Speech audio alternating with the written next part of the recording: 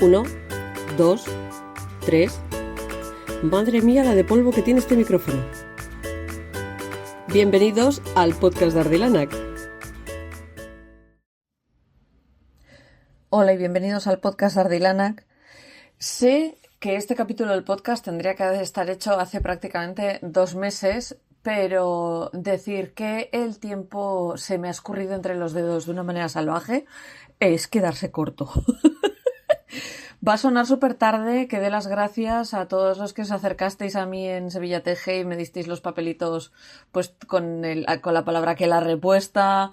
Tengo uno que me lo pintó, ¿quién me lo entregó? Lo hizo con acuarelas y demás, y que sepas que lo tengo aquí al lado del ordenador donde estoy grabando la introducción, porque me parece una de las cosas más bonitas que me han regalado nunca. Me gustó mogollón. Me gustan mucho ese tipo de detallitos y demás. Resumen de Sevilla TG, me lo pasé bomba. Especialmente la segunda charla paseo que di, que la gente estuvo súper implicada y me lo pasé genial enseñándoos sobre tintes y demás. Fue muy gracioso estar hablando de púrpura de Tiro y de togas de emperadores romanos con los pies encima de una calzada romana. Estuvo guay, me lo pasé muy bien. Que me cansé, como siempre, me suelo acabar reventada, pero bueno. Entre medias he ido y vuelto a Barcelona a enseñar a hilar a más gente. He terminado los calendarios de Adviento de verano. He preparado cosas, etcétera, etcétera. O sea, he hecho cosas entre medias. El problema es que sentarme y terminar de grabar y montar el podcast, porque estoy regrabando la intro, porque la intro está grabada hace un mes, pero es que ya se había quedado mal corta. Básicamente, hace unas semanas se me estropeó la pantalla del ordenador. Mi ordenador es un poco Frankenstein, ¿vale? Para que entendáis. Tengo un mini PC, que es un cuadradito súper chiquitín, que es lo que es la CPU del ordenador. Y todos los periféricos, el teclado, el ratón, la pantalla, etcétera, etcétera, son que he ido reciclando de, bueno, esto sigue funcionando, así que lo paso al siguiente ordenador, tal, desde que murió mi portátil. Y estaba utilizando una pantalla que tenía altavoces incorporados, entonces no me paré a buscar algo con lo que escuchar cosas, que es lo que pasa. Esa pantalla hace unas semanas dijo, adiós, muy buenas, Mariloli, y petó. O sea, cogí una mañana, estaba yo a medio escribir, hizo ¡puf! Se apagó. Y dije, vale, fiesta, ¿cómo puñetas voy a montar yo esto ahora? Total, que como tenía uno de repuesto, pues puse el de repuesto con tan buena fortuna que se me había olvidado que el que tengo de repuesto no tiene altavoces. Entonces, para poder montar esto, he tenido que robar unos auriculares. Cleptomanía total. Porque prefiero ir reciclando cosas antes que comprarlas total y absolutamente nuevas. Sí, porque para lo que utilizo yo el ordenador, que es una máquina de escribir glorificada, no necesito auténticos pepinos ni nada por el estilo. Los juegos que juego yo en el ordenador tiran con este, así que a tirar millas, que solía decir aquel. Lo dicho, entonces este podcast pues está grabado a trancas y barrancas, a trozos, hay trozos por aquí, hay trozos por allá, y os daréis cuenta que me cambia la voz, etcétera, etcétera, es porque no está grabado prácticamente del tirón como suelo grabar otros. Y bueno, espero que os guste, que esta sea la pequeña introducción al verano, porque nada, estamos a 20 días de que empiece el verano, que los que estéis en ola de calor, ánimo con la vida. Los que estéis teniendo un principio de verano de estos de aquí ya está lloviendo otra vez, ánimo con la vida también. Los que estéis en el hemisferio sur, ánimo con el otoño y el invierno. Y que me dais envidia, que sepáis. Y nada, escuchad el podcast y os juro que intento grabar otro antes de que termine el mes. O por lo menos, como tocará poner públicos todas las partes del podcast de la caja de Adviento del solsticio de verano de Chori a Chori, pues algo tendréis para escuchar. Pero eso, que aquí va este podcast con esta intro reducida porque no me da la vida. Y nada, nos vemos en el siguiente. Personas, personajes y a veces personajillos. Este fragmento, que lo estoy grabando después de volver de vacaciones de Semana Santa, se lo quiero dedicar a una de las sin sombrero. Si habéis oído alguna vez hablar de las sin sombrero, las sin sombrero fueron un grupo de mujeres, es un término que se acuña realmente en 2015 para hacer referencia a las mujeres artistas de la generación del 27, porque todos los que habéis estudiado como yo literatura y cosas por el estilo, en algún momento os habéis tenido que estudiar a la generación del 27, pero es que solo nos estudiamos a los señores. O sea, nos estudiamos a Lorca, nos estudiamos a Borges, nos estudiamos a toda esta gente, Ramón Gómez de la Serna y todos estos, pero no nos las estudiamos a ellas, no sabemos casi nada de ellas.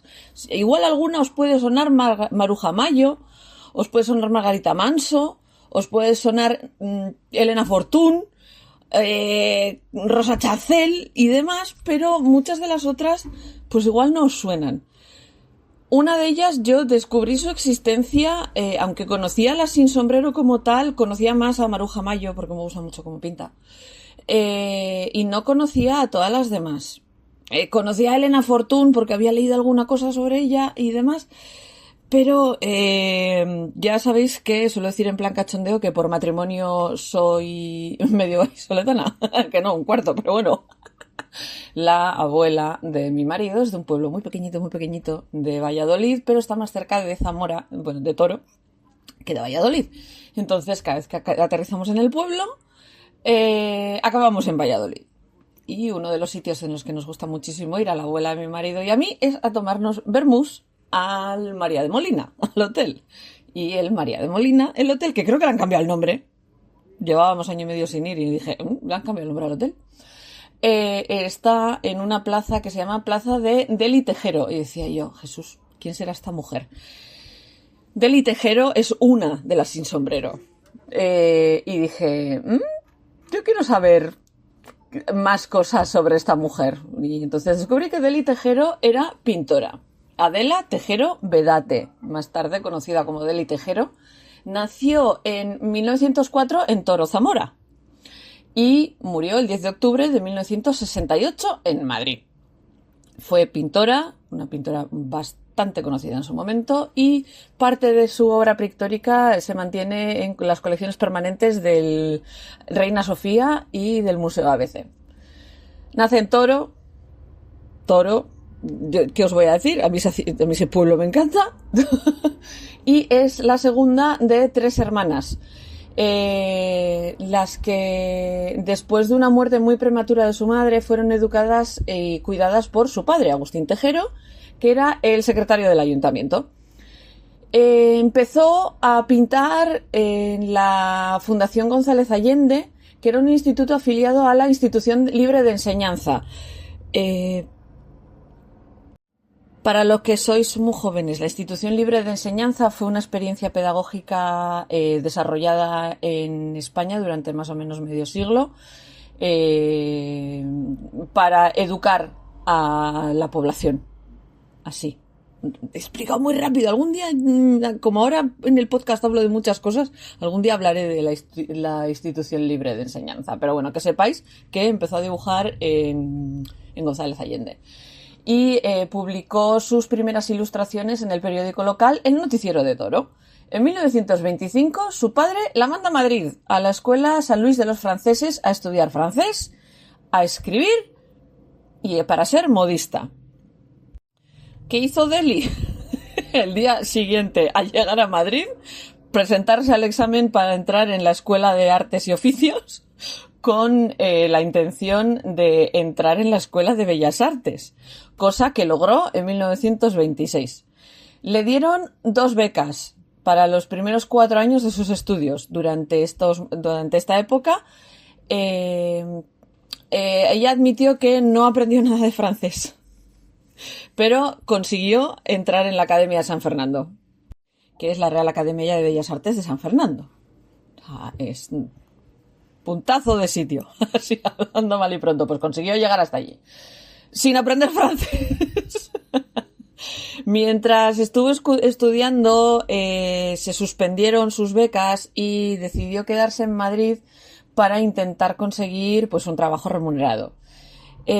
Presentó varios de sus dibujos en algunas revistas, ofreciendo colaboraciones, y empezó su carrera profesional como ilustradora para periódicos como La Estampa, Crónica, Blanco y Negro, Nuevo Mundo y La Esfera. Durante los 60, Deli Tejero siguió publicando sus ilustraciones, incluyendo algunas historias cortas en periódicos como ABC y Ya. Vivió en la residencia de señoritas que la directora era María de Maeztu, otra mujer de la que en algún momento hablaré. Tengo una lista de gente tremendamente larga. Y eso, vivió en la residencia de señoritas durante 4 años, donde conoció a intelectuales y artistas que se solían reunir allí. Y también estableció amistades con sus compañeras de habitación y sus familias, como toda la familia Valle Inclán, Josefina Carabias y Marina Romero. En octubre de 1929 fue nombrada profesora de dibujo y bellas artes en la Academia de San Fernando. Y ese mismo año decidió cambiar su nombre de Adela a Delhi, inspirado por la capital de la India.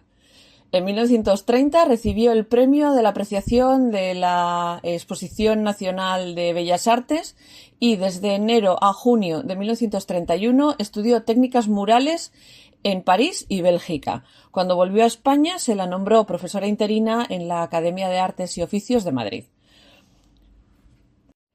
El primer estudio de Deli, que lo abrió en 1932 en la calle Miguel Moya en Madrid. Durante el mes de diciembre tuvo su primera exposición individual con proyectos murales, pinturas de óleo en grandes formatos y una colección de dibujos hechos con técnicas experimentales como la de calcomanía en su serie sobre las brujas. ¿Entendéis por qué me llamó la atención en esta mujer? Una creación que más tarde se atribuyó en 1939 a Óscar Domínguez.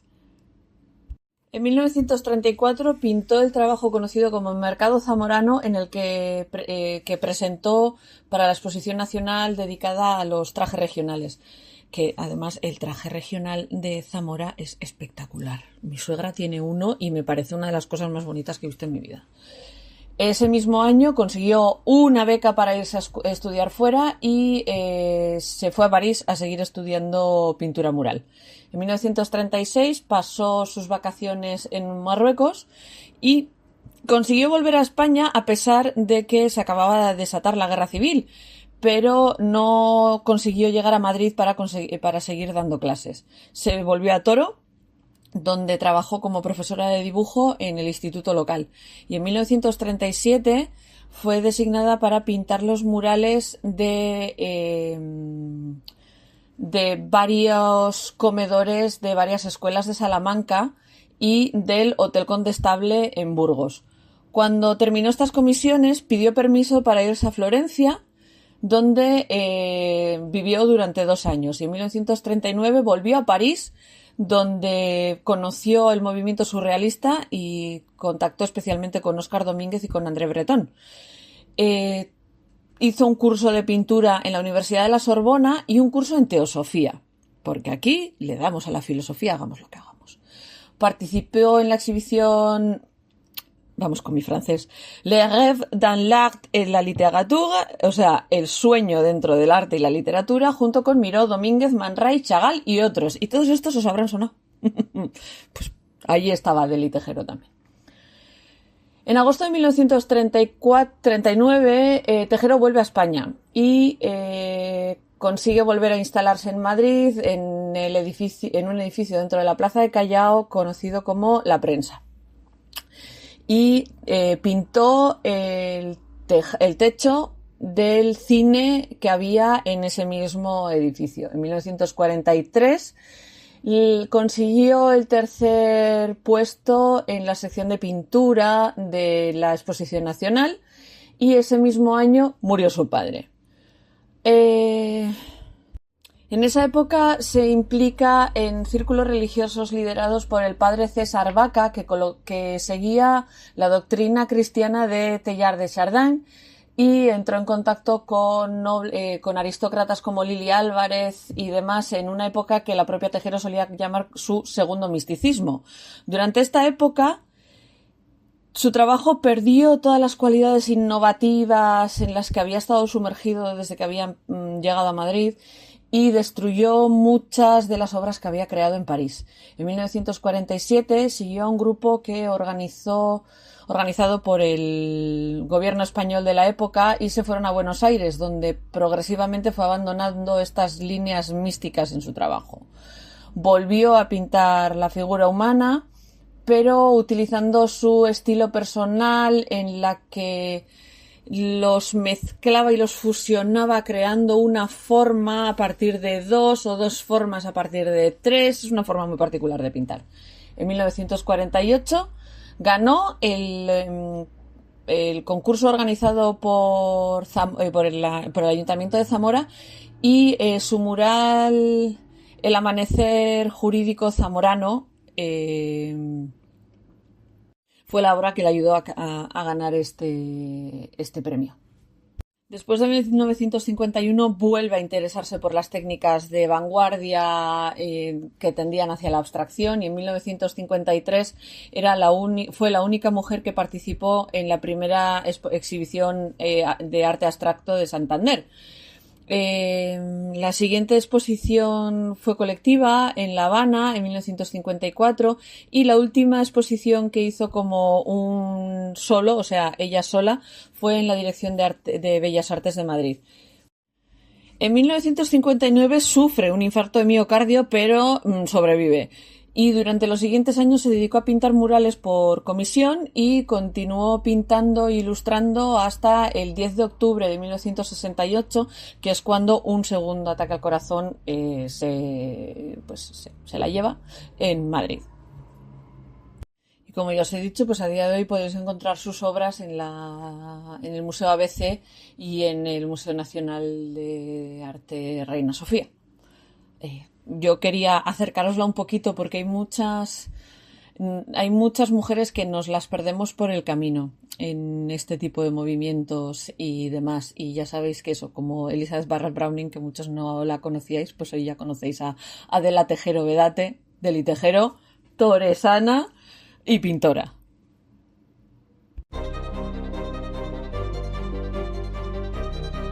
¿Sabías que...? Hoy en este ¿Sabías qué? Vamos a hablar de un patrón tejido. Un patrón tejido muy concreto que probablemente todos los que me estéis escuchando en algún momento de vuestra vida habéis tenido algo con este patrón dibujado. Estoy hablando de los rombos, los calcetines de rombos, los chalecos de rombos y demás que todos en algún momento hemos tenido. Los calcetines escoceses, también lo he oído alguna referencia por ahí. El patrón es conocido como Argyle. A-R-G-Y-L-E, a veces también se escribe como A-R-G-I-L-L, haciendo referencia al lugar en el que nace este tipo de patrón. Es un patrón creado con un fondo bicolor, que a veces contrasta más o menos, de rombos, y sobre los que se sobreponen unas líneas en color que contrasta, creando otra serie de rombos encima, no alineados, sino movidos para que haya cruces en medio de cada uno de los colores sólidos. Esto lo que hace es que sea un patrón que tiene movimiento, textura y tridimensionalidad y que viene históricamente de una reinterpretación un poco inventándola y sacándosela de la manga del tartán del clan Campbell de Argyll en Escocia. Argyll en Escocia es A-R-G-I-L-L. Que es el tartán es el que utiliza todo el clan Campbell para sus kilts y para sus ropas tradicionales y demás, y que saltó a los calcetines de los Scottish Highlanders, de los escoceses Highlanders de las tierras altas de Escocia, más o menos alrededor del siglo XVII, y en aquel entonces todavía eran conocidos como medias de tartán, porque los colores del fondo se mezclaban para crear un tercer color, cosa que sí que hace el tartán, pero a día de hoy los patrones modernos de Argyle no suelen hacer esta especie de tercer color extra, suelen ser dos colores muy diferenciados, no se mezclan entre ellos, por eso a día de hoy no podemos llamarle tejido de tartán, tenemos que llamarle Argyle. La diferencia es esa, por si alguna vez os lo habéis preguntado. En el siglo XX se hizo muy famosa este tejido, precisamente después de la Primera Guerra Mundial, porque se puso muy de moda en Gran Bretaña y se exportó a Estados Unidos. A Estados Unidos lo exportó un señor que era famoso por ser famoso y por ser dinero de la zona de San Francisco, y la gente empezó a copiarle, pero realmente la influencia que tuvo a nivel mundial se la debemos especialmente a la empresa Pringle of Scotland, que sí, Pringle como las patatas, porque hicieron una campaña muy gorda para asociarla al duque de Windsor. El duque de Windsor, el tío de la reina Isabel II de Inglaterra, el que se casó con Wallis Simpson, etcétera, etcétera, era muy aficionado a este tipo de dibujo, a este tipo de motivo, y lo solía utilizar especialmente para jugar al golf. Con los calcetines que se solían llevar por encima del pantalón, casi que llegan casi hasta la rodilla, y el tipo de jerseys y el tipo de chalecos que utilizaban para jugar al golf. Contemporáneamente son conocidos todavía en el mundo del deporte, entre tenistas, hay muchos deportes de invierno, etcétera, etcétera, que suelen mantener todavía el dibujo, algunos equipos de fútbol, etcétera, etcétera. Entre ellos, pues fue muy famoso William Payne Stewart, jugador de golf, que ganó el Open americano de 1991 y 1999. Porque era famoso precisamente porque solía llevar este tipo de calcetines. Bueno, tenía una forma de vestir como muy llamativa, muy exagerada y demás, que igual no asociamos con un jugador de golf, ¿no? Una cosa un poco más seria, más tal. No, este no. Así como curiosidad que sepáis que William Payne era piloto de aviones y murió con 42 años en un accidente de avión. Pero bueno, eso. Muchos equipos deportivos de hoy en día siguen utilizando el Argyle, con interpretaciones propias, utilizando los colores de los equipos. Desde el equipo de curling de Noruega de las Olimpiadas de 2010 de invierno a el equipo de ciclista Garmin Slipstream, que tenían este dibujo en sus camisetas. Varios equipos de fútbol, empezando por el Sporting de Kansas y el equipo nacional belga. Vaya usted a saber por qué. Y entre los que somos un poquito más frikis y nos gustan un poquito los mangas y demás, Hirohiko Araki, que es el mangaka que escribió JoJo's Bizarre Adventures, es muy conocido precisamente por utilizar ese tipo de patrón en su propia ropa. Y en la propia JoJo's Bizarre Adventures hay personajes que salen con este tipo de dibujo. Cuando lo tejéis, la forma más fácil de tejerlo es utilizando intarsia, y muchas veces cuando lo compramos en formato de tela pues es como sale del telar. Así que si tenéis ganas de experimentar y no sabíais de dónde venía este patrón de rombos, pues ya tenéis una idea de dónde viene y por qué es famoso.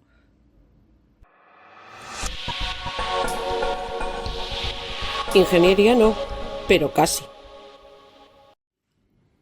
Durante los siguientes capítulos del podcast vamos a hablar de diferentes tejidos, como ya os he dicho en la introducción.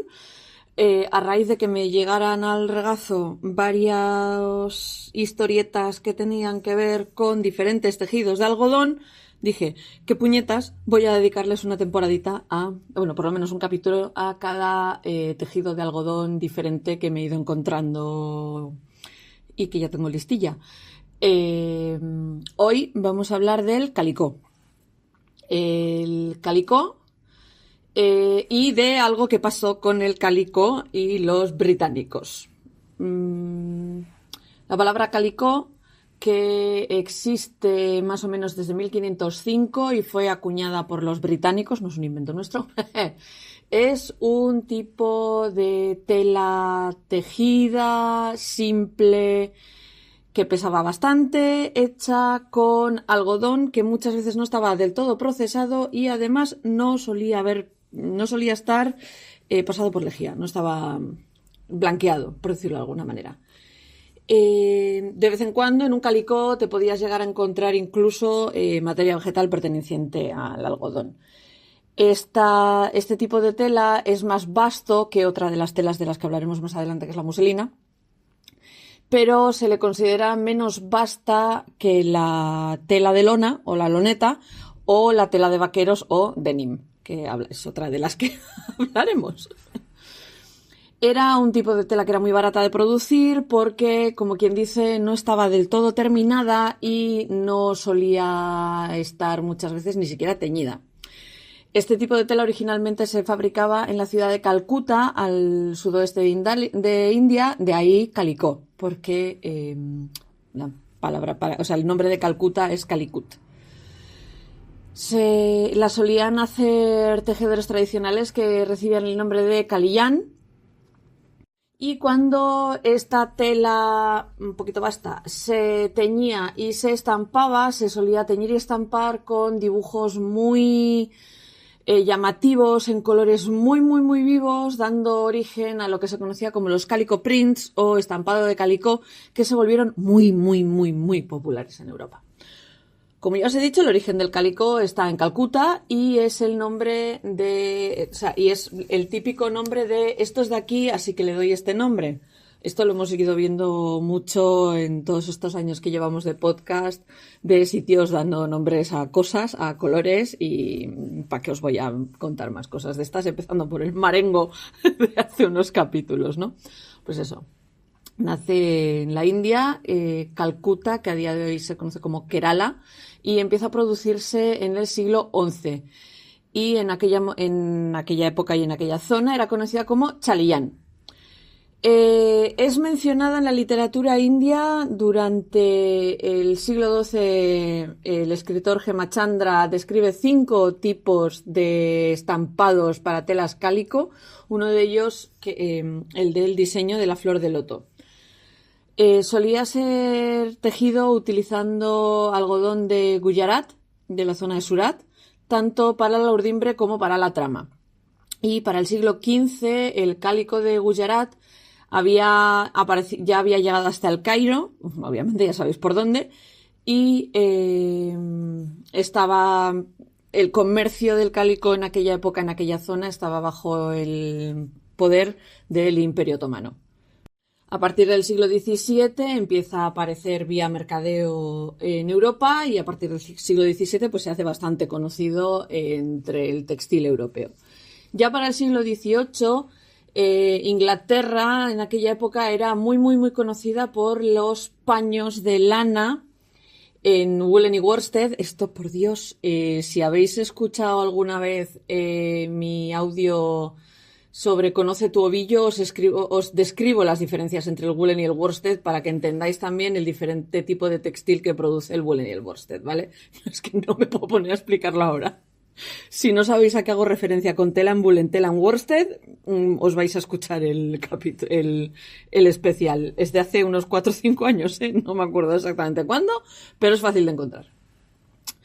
Esta industria de la lana estaba centrada especialmente en el este y el sur, en ciudades como Norwich, y estas ciudades como Norwich y los gremios que trabajaban este tipo de telas eran extremadamente cuidadosos con el producto que producían, o sea, lo defendían a capa y espada.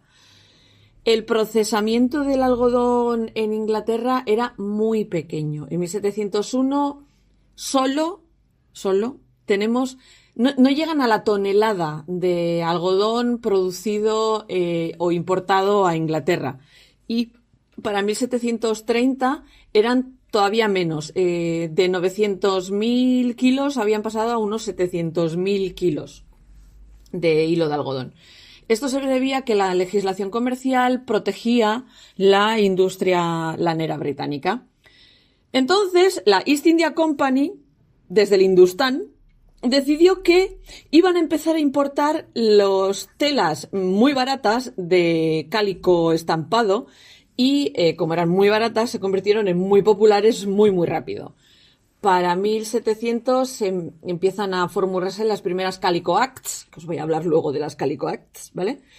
Que se hicieron para incapacitar o hacer que fuera más problemático importar este tipo de cálicos de la India, de China o de Persia, que también habían empezado a producir este tipo de telas. Esto causó que se diera un cambio en el tipo de tela que se importaba. Como lo que se habían prohibido eran las telas estampadas, se empezó a importar la tela sin tratar, o sea, el calicó a pelo del que os he hablado al principio, porque no estaba ni terminado, ni teñido, ni estampado. Entonces, pues, habían empezado a intentar circunvalar la ley por ese lado. Esto lo que hizo fue que al sur de Inglaterra se empezaran a imprimir, estampar este tipo de patrones, este tipo de telas. Además, en Lancashire empezaron a producir este tipo de tela que se conoce como grey cloth, con estambre de lino y, trama de lino y urdimbre de algodón, que es conocida como fustián o fustian. No... En castellano se dice fustán, o sea, no le cambiamos mucho el nombre. El caso es que empiezan a fabricar este tipo de tela y se solía mandar a estampar y a aclarar y a limpiar a Londres. Aún así, para 1720 se recupera la importación de estos tejidos de algodón y los tejedores de lana de la zona de Coventry se quejaron porque estaban empezando a perder trabajos de trabajadores autóctonos. O sea, y en 1720 se pasa la Manufactures Act, que digamos que establece una serie de multas para cualquier persona a la que pillasen llevando muselina, calicó o cualquier tipo de telas estampadas extranjeras en la ropa. Pero solían permitir los pañuelos hechos con este tipo de estampados y el fustán que se fabricaba en Inglaterra. ¿Qué hicieron los fabricantes de Lancashire? Pues explotar esta excepción y empezaron a hacer más fustán todavía. Para 1764 se estaban exportando casi 2 toneladas de fibra de algodón a Inglaterra. Así como dato histórico curioso sobre la importancia del calicó, es que espero que os suene el Boston Tea Party. Si no os suena, algún día hablaremos del Boston Tea Party.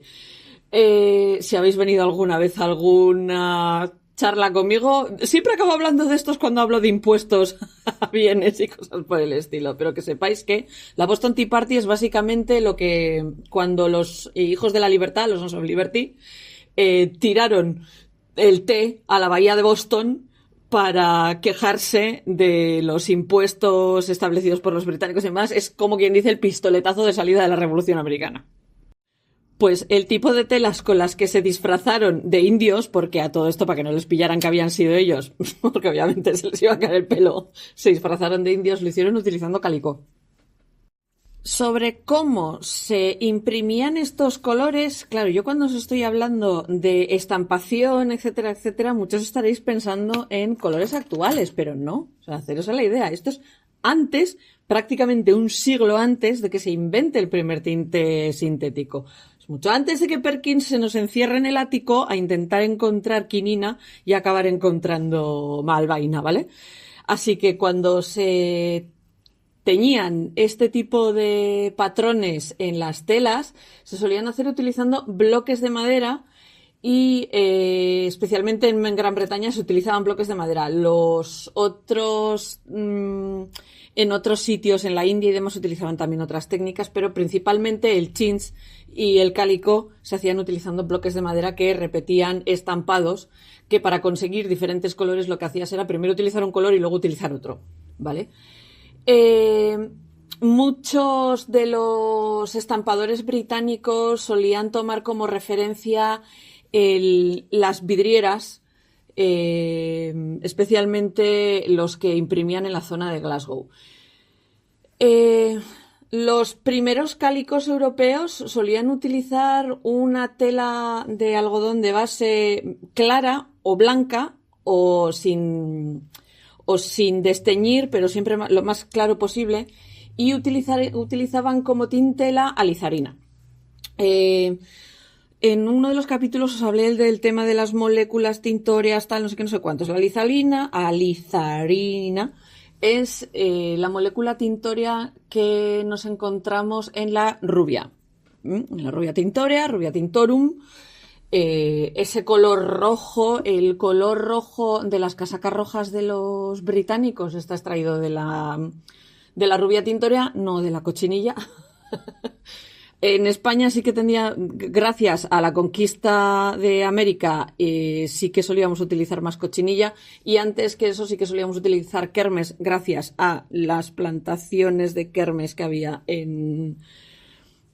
en la zona de Valencia, pero aún así la rubia tintorea siempre fue el rojo por excelencia en Europa y se solía utilizar para conseguir ese tipo de color, utilizando mordientes, etcétera, etcétera, que según qué modificador se utilizaba te permitía utilizar un color rojo o te permitía extraer un color casi prácticamente negro, y se solían hacer utilizando estos dos colores pues los distintos dibujos.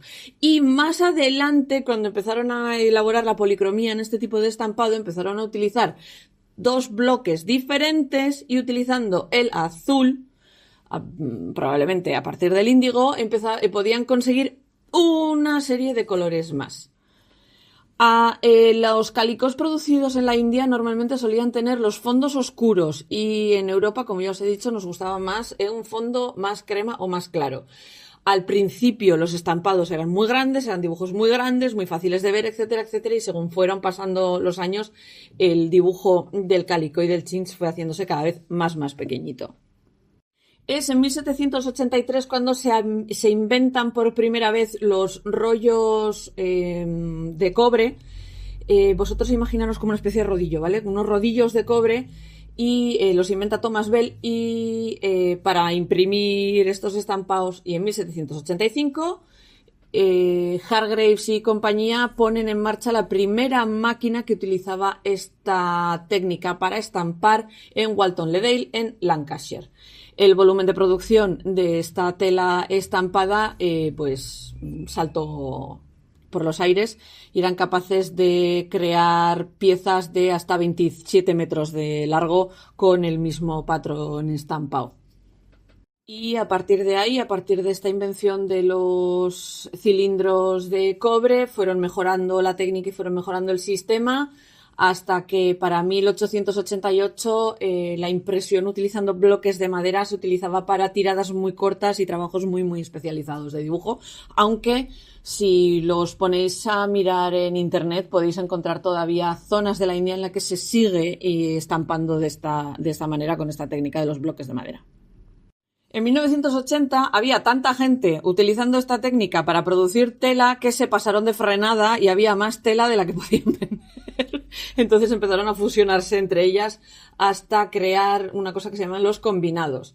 Digamos que para 1899 se crea una especie de asociación de impresores de calicó, de estampadores de calicó, que incluía 46 fábricas de impresión y 13 mercaderes que se dedicaban a venderlas, representando el 85% de la capacidad de estampado de todas las Islas Británicas. El caso es que aún así estaban sobreproduciendo, y para 1901 la producción de cálico desciende a más o menos un 48% de todo lo que se llegaba a estampar en el país.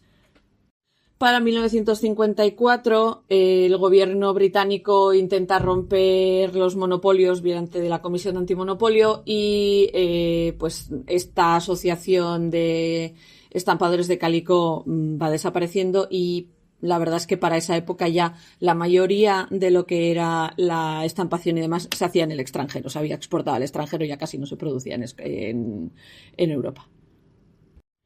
Si tenéis gatos, os sonarán los gatos calicó. Y realmente el nombre de calicó se debe a este tipo de estampado pequeñito de diferentes colores y demás que se hacían algunas de estas telas, y por eso se suele utilizar con los gatos también, como calicó. Bueno, y que sepáis que luego cuando se exportaron a Estados Unidos desde Inglaterra en 1780 hay una separación lingüística, y que si estáis leyendo un texto histórico americano o estáis leyendo un texto histórico británico, que sepáis que la muselina pueden ser dos cosas diferentes, el calicó no siempre es lo mismo, porque para los ingleses el calicó es la tela sin teñir, para los americanos el calicó es el que ya está estampado. Bueno, en fin, que es un follón. O sea, que leyendo sobre esto yo también me iba volviendo loca. No nos vamos a poner con ultratecnicismos, porque al fin y al cabo esto es un podcast de entretenimiento, no una tesis doctoral. Como ya os he dicho, a raíz de esta importación de textiles de algodón baratos, de la pérdida de hegemonía de los productores de paño de lana ingleses, etcétera, etcétera, se dan una cosa conocida como las Calico Acts, o actas de Calico, que son unas actas del Parlamento de Inglaterra que prohibían la importación de casi todos los textiles de algodón a Inglaterra, y fueron seguidos por la restricción en la venta de casi todo tipo de textiles de algodón. Era un tipo de proteccionismo económico que a veces hacen los países cuando de repente hay un influjo masivo de algo que se puede cargar la industria del lugar. Porque aunque India todavía no habían conquistado la India, miren por Dios, porque India, especialmente la zona de Bengala y demás, eran los mayores productores de textiles de algodón y dominaban el sitio. Y curiosamente, estas actas del calicó fueron como uno de los precursores de la revolución industrial, porque a raíz de intentar proteger, mejorar y hacer más competitiva la producción de textil de lana, digamos que le pegaron una patada adelante a la producción industrial del textil. Entonces, por eso se da una de las razones, os he hablado 1000 veces, que una de las razones por las que se da la revolución industrial en el textil es porque tenemos que dominar el vestido y la comida. Si tienes esas dos partes cubiertas, puedes desarrollar otro tipo de cosas.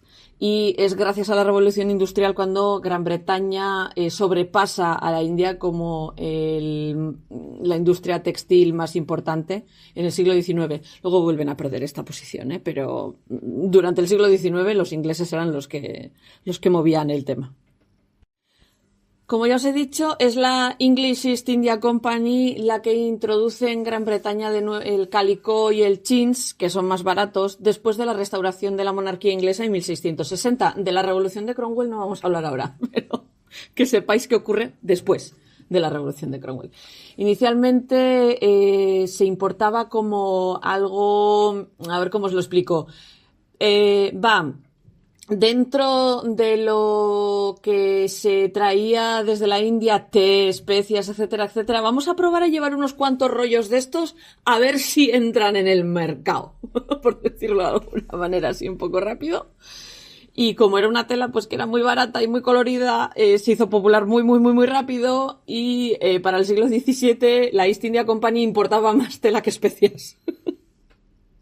Y de hecho la East India Company, para poder cubrir toda la demanda de calicó que se estaba dando en Europa, pues hizo más fábricas en Asia y empezó a producir y a importar tela a lo grande. Como ya os he dicho, pues creando una competición muy salvaje contra los textiles de lino y lana de Europa. Esto fue un impacto brutal para tejedores, hilanderos y tintoreros, pastores y granjeros que pues obviamente dijeron y pues montaron el pollo y pidieron al Parlamento que les parara los pies a la East India Company. De hecho, una turba atacó las oficinas de la East India Company se solía atacar a la gente que vestía con calicó o con telas importadas y se convirtió, digamos, en un problema político nacional entre 1680 y 1730.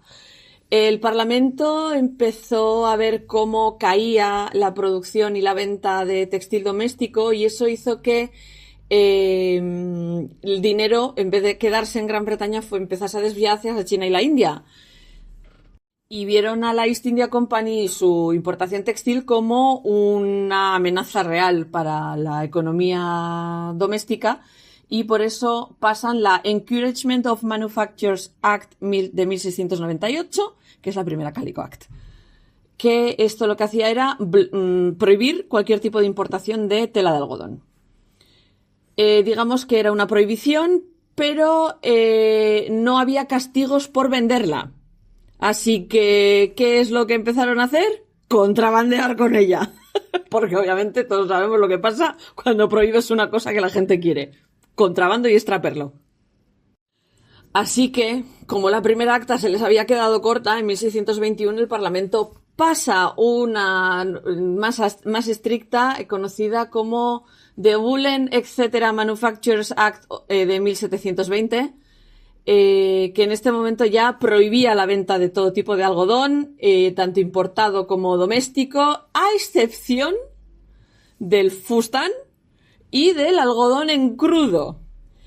Esta excepción del algodón en crudo que hizo que entrasen más cantidad de copos de algodón sin hilar para producir el fustán, claro, porque es que les hacía falta. El fustán, como ya os he dicho, es mitad lino, mitad algodón.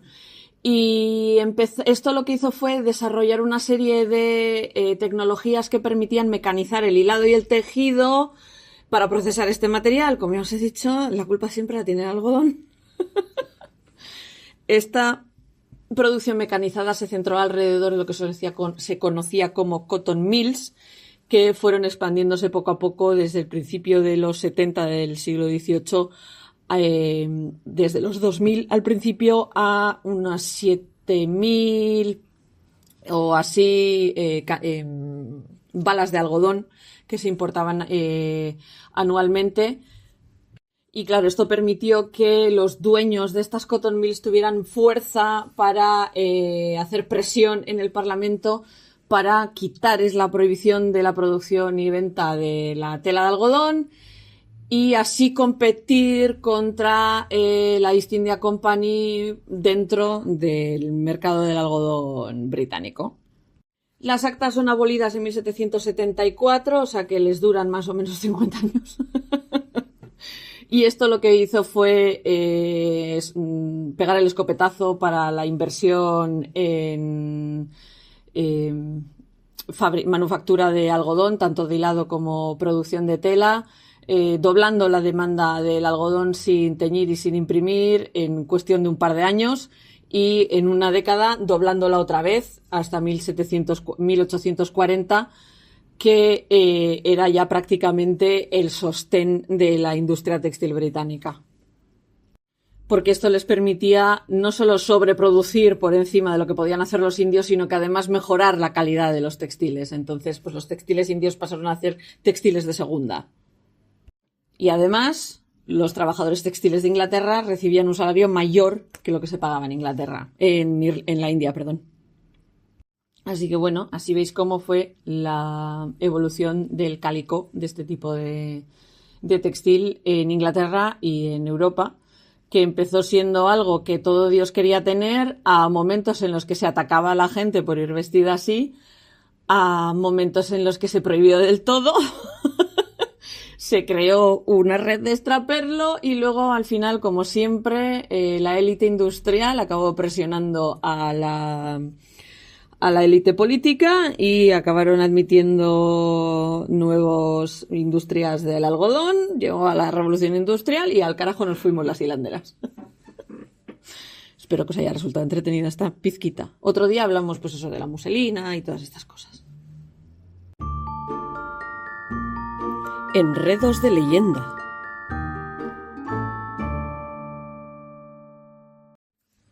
Como como estamos en primavera, he decidido que este mes, bueno, ya sabéis que esto de los meses con este podcast es un puñetero caos, pero en este capítulo del podcast he decidido que como estamos en primavera, vamos a hablar de primavera en la mitología. En concreto, si os digo primavera, probablemente el primer personaje mitológico que os venga a la cabeza sea Perséfone. Así que sí, hoy vamos a hablar de Perséfone. Perséfone, que en la antigua mitología griega, en la religión de la que deriva la mitología griega, también era conocida como Coré, que significa la doncella, o Cora es la hija de Zeus y Deméter. Zeus, lo de tener hijos con la que no es su esposa oficial, ya sabéis que lo lleva estupendamente. El otro día, de hecho, estuvimos hablando de cuántos hijos son realmente de Zeus y Hera, y no conseguí acordarme de todos ellos. Y con Hera oficialmente tiene a Ares y a Hefesto, aunque creo que Hebe también es hija de ellos dos, pero siempre me suele quedar esa duda, pero oficialmente tiene a Ares y a Hefesto, aunque Hefesto podemos cogerlo un poco con pinzas, porque hay parte de la mitología que dice que Hera tuvo a Hefesto por partenogénesis después de que Zeus engendrase a Atenea con Metis, o sea que bueno... Pero Perséfone es hija de Zeus y Deméter, que son hermanos entre ellos. Pero ya sabéis que los olímpicos hacen de las relaciones disfuncionales un deporte olímpico, nunca mejor dicho. Así que bueno, no vamos a mirar la genética muy cerquita y además estamos hablando de mitología. Pero bueno, eso, que sepáis que hija de Zeus y Deméter, asociada con el inframundo por su secuestro por parte de su tío Hades, toca en familia, que era rey del inframundo, que más tarde se casa con ella. El mito sobre este secuestro, su vida en el inframundo y su retorno cíclico a la superficie representa sus funciones como la encarnación de la primavera y la personificación de la vegetación, especialmente de los granos comestibles, y cómo desaparecen debajo de la tierra cuando se recolectan y se quedan escondidos durante cierto periodo hasta que vuelven a renacer de la tierra y se recogen cuando han crecido del todo, ¿no? En el arte clásico griego, Perséfone casi siempre, no, invariablemente se la retrata con una capa, muchas veces llevando un manojo de trigo o de algún otro grano.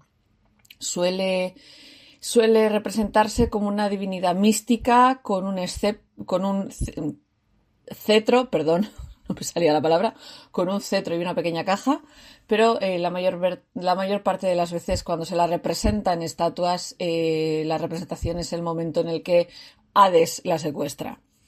Perséfone, como una diosa de la vegetación, y su madre Deméter eran las figuras centrales de los misterios de Eleusis, que prometían a los iniciados una otra vida después de morir feliz.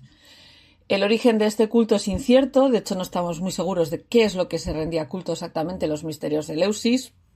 Hay muchísima teoría, muchísimo misticismo alrededor de los mitos de Eleusis, etcétera, etcétera, pero lo que sí sabemos es que se basaban en cultos antiguos agrarios de comunidades de agricultores, o sea, no es algo derivado de la caza, como pueden ser algunas representaciones de Artemisa y cosas así. O sea, es algo muy, muy, muy, muy unido a la agricultura y además eso, porque en estos misterios se rendía culto a madre e hija, que son las diosas de la vegetación y la agricultura por antonomasia.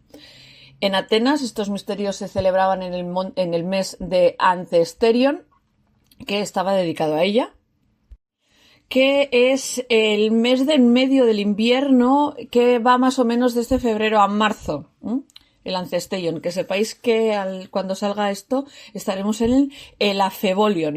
Si algún día os interesa os pongo los 12 meses del calendario ático, por si os hace gracia, que es el calendario con el que se regía Atenas, y en el que se basa ligeramente el calendario gregoriano.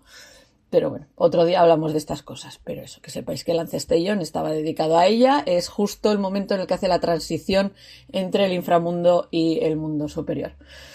Fue diosa del matrimonio y del nacimiento en la zona de Locris, en Calabria, al sur de Italia, a día de hoy, o sea que es la Magna Grecia, aunque normalmente la diosa del nacimiento se la considera Ilitia y del matrimonio a Hera. Pero hay muchas de estas atribuciones que se las van repartiendo entre las diferentes diosas del Olimpo. Su nombre tiene muchísimas variantes y hablaremos de los distintos nombres que incluyen Persefrasa, Persefata. En latín empezaron a llamarla Proserpina. Ya sabéis que en latín los romanos utilizan nombres diferentes para sus olímpicos, adoptan a los olímpicos y les cambian los nombres. A Perséfone le ponen Proserpina, ya sabéis que a Atenea le ponen Minerva, Zeus es Jove, etcétera, Júpiter, etcétera, etcétera. Pues eso, pues ella era Proserpina. Y también los romanos la identificaron en ese sincretismo raro que hicieron con sus dos religiones, con la diosa itálica Libera, que era más o menos tenía las mismas atribuciones que Proserpina. Los mitos parecidos al descenso de Perséfone y su vuelta a la tierra también aparecen en cultos de dioses masculinos, incluidos Atis, Adonis y Osiris, y en la Creta minoica. El mito de Osiris ya hablaremos otro día. Algún día me meteré con los egipcios más en profundidad. Y es que la mitología griega es como mi pequeña mitología favorita. Una de las representaciones más antiguas de su nombre se encontró en una tableta que se encontró en Pilos, datada entre el 1400 y el 1200 antes de la era común, en la que se reconstruyó el nombre de la diosa como Presua, que más tarde fue identificada como Perse, hija de Océanos, pero que por contexto y especulación se cree que podría ser el primer elemento del nombre de Perséfone. Perséfone, que es un nombre en griego iónico, es el que se utilizó durante la literatura de esa época, y la forma que le da Homero al nombre es Persefoneia. En otros dialectos, como ya os he dicho, se la conoce como Persefasa, Persefata o simplemente Coré. Coré significa niña o doncella. En algunos... Platón la llama Ferepafa. Perdón, es que no me sale bien la palabra. Ferepafa, Jesús, en Cratilo, porque dice que ella es sabia y toca lo que está en marcha, lo que está en movimiento. Y también la llama Persefona. O sea, parece ser que dependiendo de la zona pues podía cambiar ligeramente el nombre. Eso no suele pasar a nosotros, que pegas una patada y cambiamos de dialecto. Pues los griegos igual. La etimología del nombre Perséfone es oscura, es complicada, y en las teorías han tenido que tirar hasta el protoindoeuropeo para más o menos intentar darle una explicación a la etimología de la palabra, que podría significar, que podría venir del perse, que también aparece en sánscrito, que significa espiga de grano. Es que me salía vara de trigo, es espiga de grano. Me salía la palabra espiga, me vais a perdonar, a veces se me atascan las palabras. Si habéis notado una pausa muy cortante en esto, es porque me he tenido que ir a mirar al ordenador cuál era la palabra. Pues eso, perse, parsa puede significar espiga, en todo caso hace referencia a grano comestible, y el fatá puede estar relacionado con golpear o matar, y podríamos decir que la traducción aproximativa a la etimología que le dan a Perséfone es aquella que golpea el grano. Vamos a cogerlo un poco con pinzas, ¿vale? Porque esto no está, o sea, es la etimología que se le ha dado, pero yo a veces creo que algunas etimologías están cogidas con las pinzas y nos venimos arriba con algunas explicaciones y utilizamos más el hecho de para qué se utilizaba la palabra para darle el significado que el significado real antiguo de la palabra, pero bueno. Porque para los antiguos griegos venía de fereifonon, que significa la que trae la muerte. Así que nos podemos poner de acuerdo con ellos o utilizar lo que dicen a día de hoy de dónde podría venir Perséfone.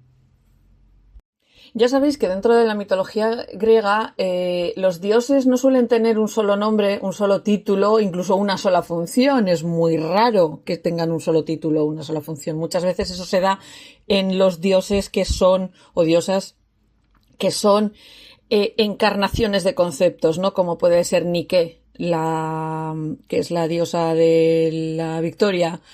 La victoria es una Tracia, es una Nike. Y este tipo de cosas que son conceptos más que personas, ¿no? Phobos y Deimos y todas estas, ¿no? Las que están más relacionadas con historias y demás, ya os he dicho, pueden cambiar de funciones que tengan y demás, y Perséfone ya de buenas a primeras sabemos que tiene una doble función. Por una parte es una diosa tónica y por otra parte es la diosa de la vegetación.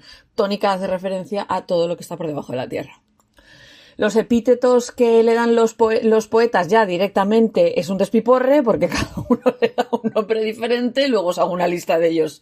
Pero el más conocido y el más utilizado es Coré, que es el que se suele utilizar especialmente cuando se hace referencia a ella como diosa de la vegetación. Algunos teorizan que Perséfone y Coré no son la misma deidad, porque ni los agricultores rendían culto a Perséfone, ni la gente cuando se moría un ser querido le extendía plegarias a Coré. No sabemos si es que estos cogieron y metieron a dos en una, que es súper habitual. Que sepáis que esto es súper habitual y los romanos lo hacen mucho. No me extrañaría que otro pueblo mediterráneo hiciera lo mismo. Pero para los antiguos griegos, para los registros históricos escritos antiguos que tenemos de los griegos, eran la misma diosa. Esto es una hipótesis y teoría muy a posteriori por investigadores actuales. Como ya os he dicho, una de sus aspectos principales es ser diosa de la primavera y de la naturaleza. Plutarco escribe que Perséfone era identificada con la época primaveral, y Cicerón hace una invocación a ella en uno de sus escritos para que siembre las frutas de los campos. En los misterios de Eleusis, su vuelta a la tierra, bueno, cuando hablo de la tierra, hablo a la parte superior de la tierra. Desde el inframundo es lo que trae la primavera y es un símbolo de la inmortalidad, y muchas veces se la solía representar en los sarcófagos de los muertos.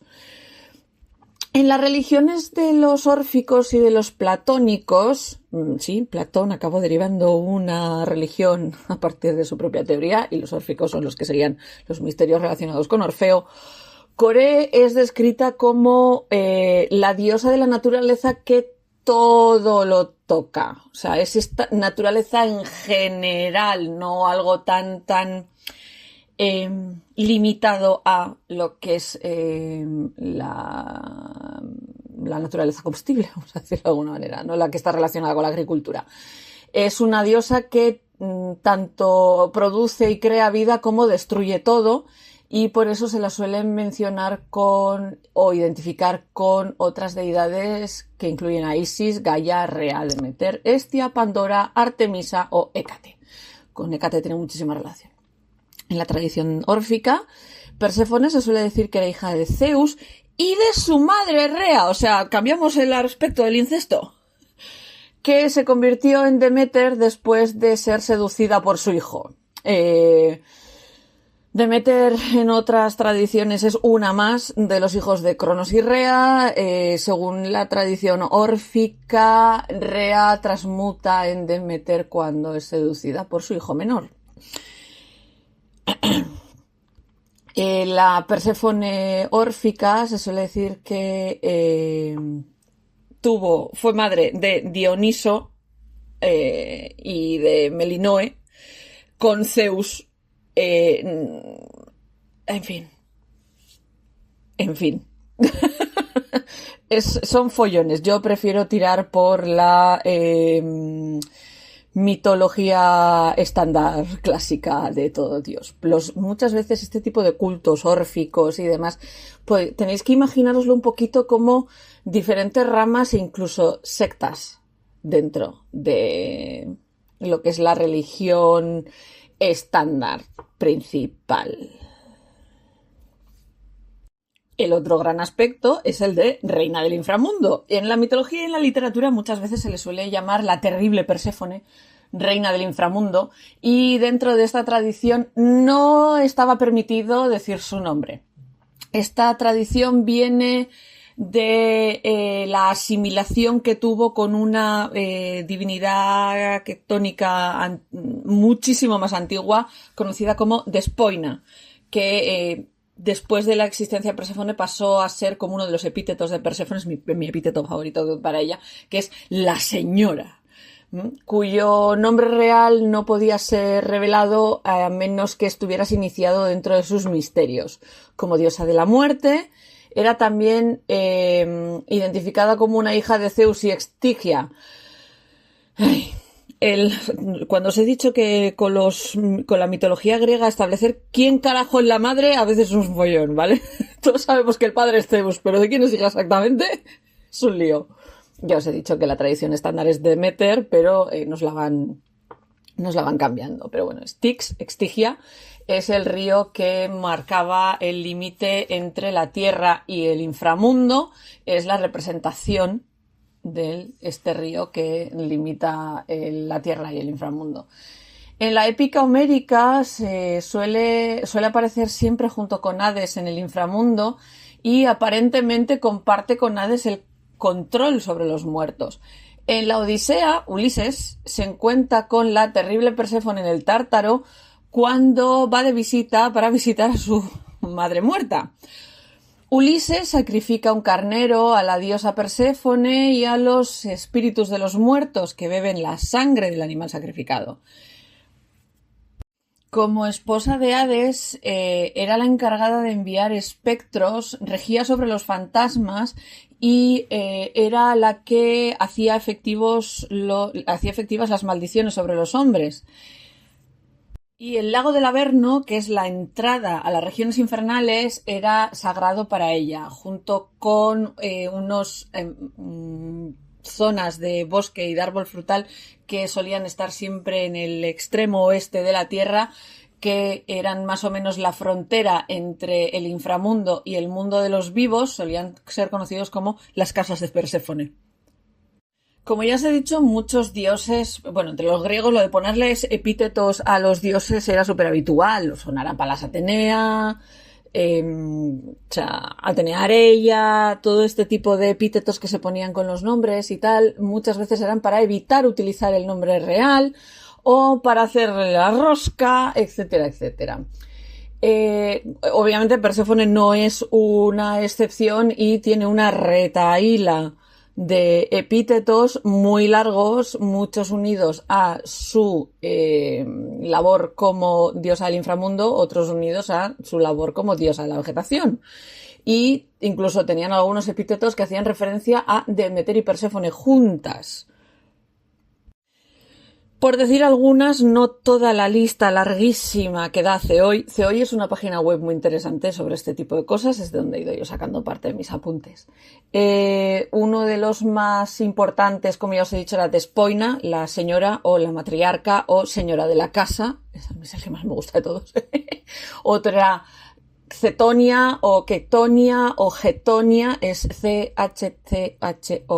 Si alguna vez me oís decir Tonia es porque tiendo a saltarme la CH del principio, que significa aquella que es de la tierra, que es un epíteto que comparte con Demeter. También aparece Painé, que significa la que da miedo, Melinoia, que es la que tiene que ver con la miel, que ese nombre lo toma como consorte de Hades y de hecho Melinoe creo que es su hija. En los himnos horríficos le dan el nombre de Praxídique, que significa reina subterránea. Como diosa de la vegetación, el más famoso de todos es Coré, y otro que recibe muchas veces es Soteira. Soteira, que significa la salvadora, es un epíteto que reciben muchísimas diosas, porque está asociado también con Hécate, con Hera, con Atenea. O sea, hay muchas diosas que reciben el epíteto de Soteira o salvadora. A veces se la refiere como Core Soteira, la doncella salvadora, o Neotera, la más joven. y cuando hace referencia a ella junto con su madre se las suele conocer como las señoras, las Demeter, las Themosphoroi, que significa las que legislan, o las Carpophoroi, que son las que hacen fructificar las cosas.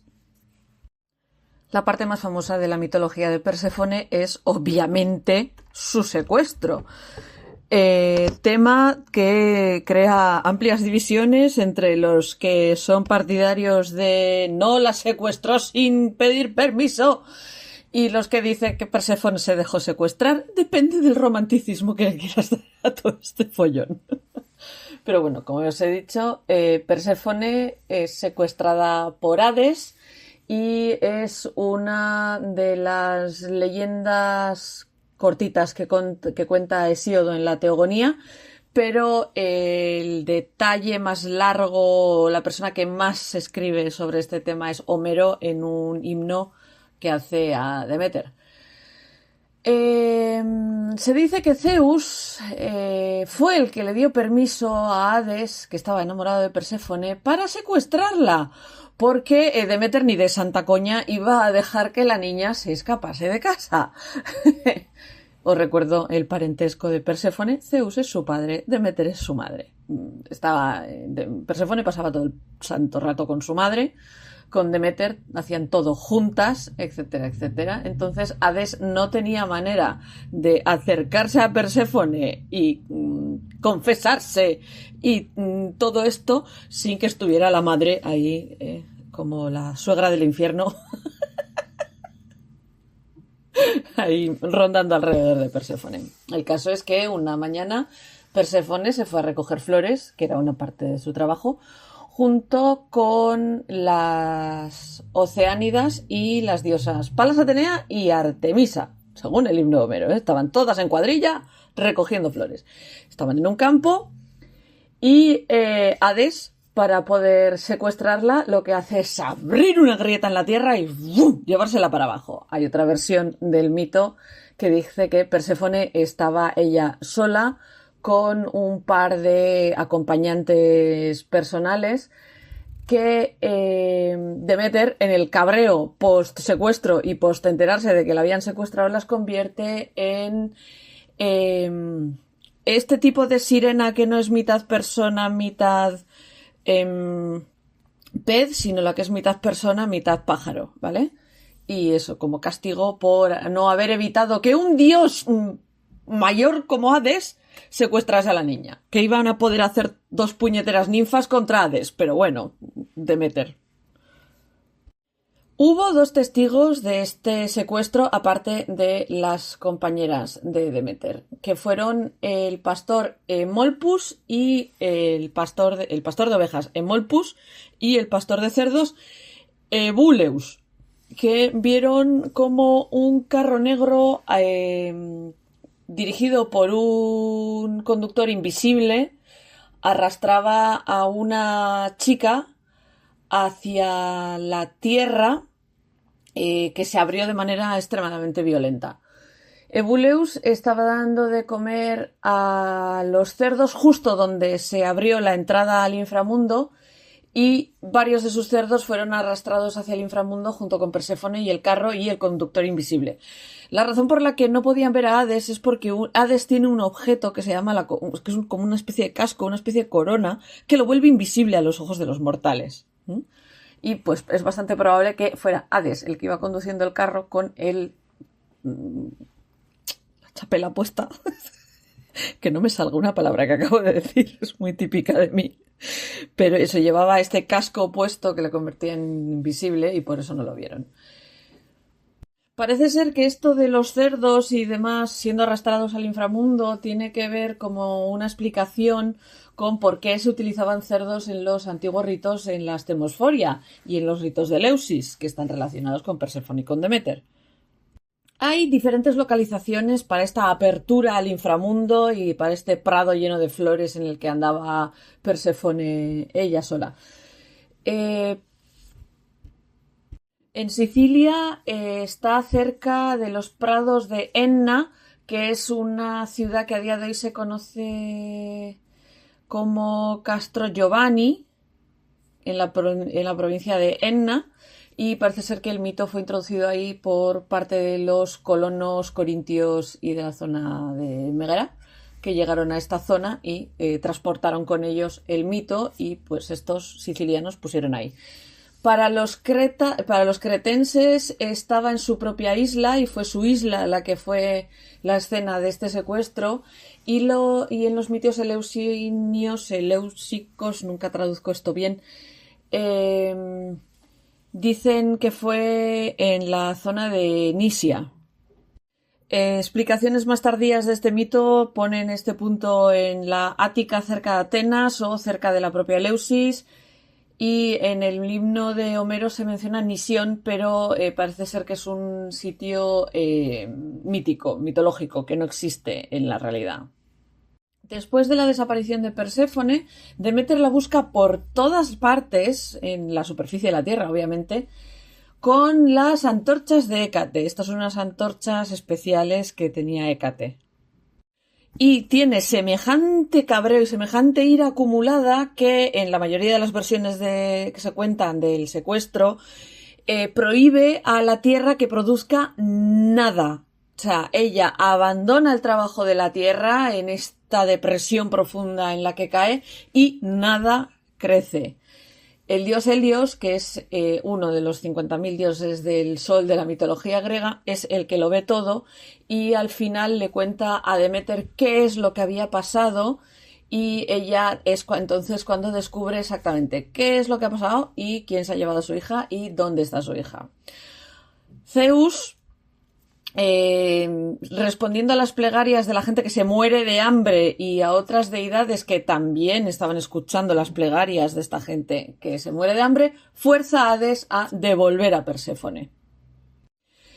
Cuando a Hades le llega esta orden de Zeus, él dice, vale, Perséfone puede volver al mundo exterior.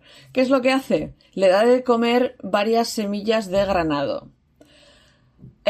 Técnicamente todo el mundo que entra en el Hades y come algo de comida del lugar no lo puede abandonar.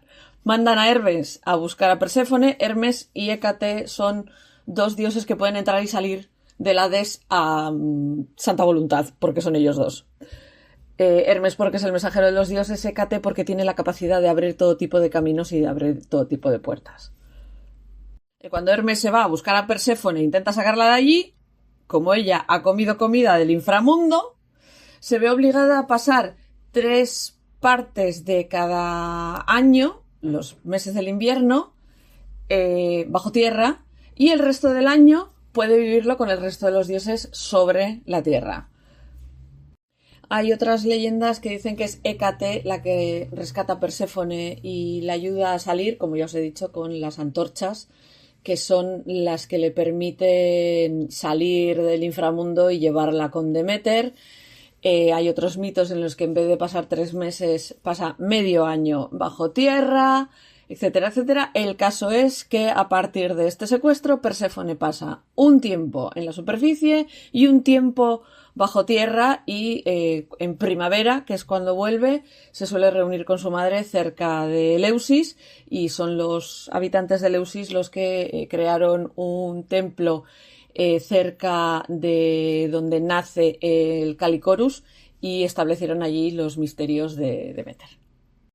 Y como ya os he dicho, hay 50 versiones diferentes de cuántas semillas de granada se come, cuando hablo de frutos de granada estoy hablando de las semillitas que hay dentro de lo que es la granada entera, ¿vale?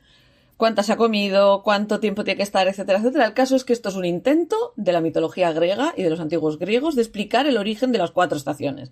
Porque hasta que no secuestran a Perséfone no existía el invierno en Grecia. Entonces, cuando Perséfone está sobre la tierra, Deméter está feliz y florecen las flores y las cosechas son abundantes, etcétera, etcétera. Y durante los meses en los que Perséfone tiene que vivir en el inframundo junto con Hades, pues Deméter está depresiva total y hace que la tierra pierda la fertilidad y se cubra de nieve, y así damos como origen al otoño y al invierno. Y como todas, no se libra ninguna, ninguno tampoco, los dioses tampoco es que sean muy tal, de diosas griegas, Perséfone tiene sus mitos asociados a sus venganzas, su ira y sus cabreos. Sabéis que aquí somos muy fan de las pataletas de Atenea. Os he contado alguna que otra en el podcast. Pues hoy os voy a contar una de las pataletas de Perséfone. Tiene unas cuantas, pero os voy a contar una de Perséfone, que es la que da origen a una planta que a mí me gusta muchísimo, pero que es una planta que será silvestre y nosotros la hemos domesticado, etcétera, etcétera, pero que es una planta que si la plantas en la tierra y no la contienes en un tiesto, acaba invadiéndote todo el jardín. Hablamos de la menta. La menta era una ninfa, una náyade de nombre Minté, que era una de las ninfas del río Cocito, que según algunas leyendas y según algunos rumores decían que era la amante de Hades. Perséfone es la esposa oficial. Pues Minté era la amante, o supuesta amante. Perséfone se dio cuenta muy rapidito de que Minté tenía intenciones de sustituirla como reina y quitarle el puesto en el Hades, y dijo, mira, no. O sea, ni hablar, señora, aquí había llegado yo primero. Y en un acto de celos terribles, pisotea a la ninfa y la mata. ¿Qué es lo que pasa? Que Perséfone pues se arrepiente de haber liado la que ha liado y de cargarse a Minté a base de patadas. Entonces la convierte en una planta, en la menta.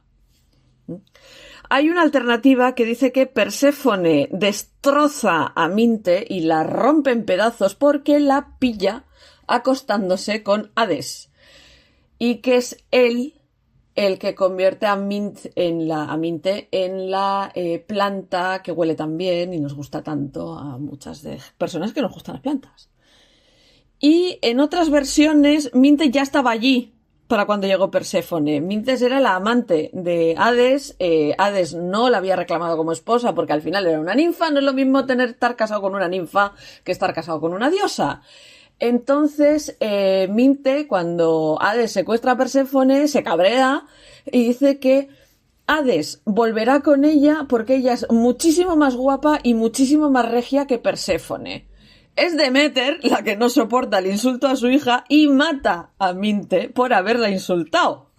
Aquí ya veis que el tema de los insultos lo llevan muy mal, porque os recuerdo que montaron la que montaron contra Andrómeda, porque Casiopea, su madre, la esposa de Cefeo, tuvo la magnífica idea de decir que Andrómeda era más guapa que todas las Nereidas. Esto no le hizo ni puñetera gracia a Poseidón y invocó al Kraken. Otro día os hablo más de este mito, porque Andrómeda es uno de mis personajes mitológicos que me gusta un montón, entonces ya os hablaré del tema, pero hoy estamos con Perséfone, así que nos volvemos un ratito al inframundo y dejamos el mar de lado. Pero también podemos hablar de un aspecto más benevolente de Perséfone y de Perséfone dando su favor a mortales y demás cuando es ella la que, cuando el héroe Orfeo desciende al inframundo para buscar a su esposa Eurídice y llevársela de vuelta al mundo de los vivos porque se acababan de casar, la muerde una serpiente y se muere, pues Orfeo va a buscarla y toca una música tan maravillosa que es Perséfone la que convence a Hades para devolverle a Eurídice. Y ya sabéis lo que pasa, que le ponen una condición muchas veces para salir de los infiernos y para conseguir ciertas cosas en muchas mitologías, los héroes tienen que cumplir ciertas condiciones. A Orfeo le dicen que, por favor, hasta que no hayas salido de aquí, no mires hacia atrás, no mires a tu mujer, pero Orfeo no puede y cuando están llegando a la salida se da media vuelta y Eurídice pues es arrastrada de vuelta al inframundo en algunos casos o convertida en estatua en otros casos. Pero que Perséfone hizo todo lo que pudo para que se pudiese llevar a su mujer y eso que había legalmente estaba muerta y demás. Esto no es un caso de secuestro, no, Eurídice había muerto, Pero Orfeo pues le pudo el ansia y a pesar de la buena aventura y la bonanza de Perséfone, pues salió el tiro por la culata. Y aunque podríamos tirarnos ahora otras 3 horas de podcast hablando sobre las temosforias y los misterios de Eleusis, es un tema que a mí siempre me ha resultado extremadamente confuso porque hay muy poco escrito... hay muy poco escrito antiguo y hay mucha especulación moderna sobre el tema, entonces prefiero no meterme en ese jardín.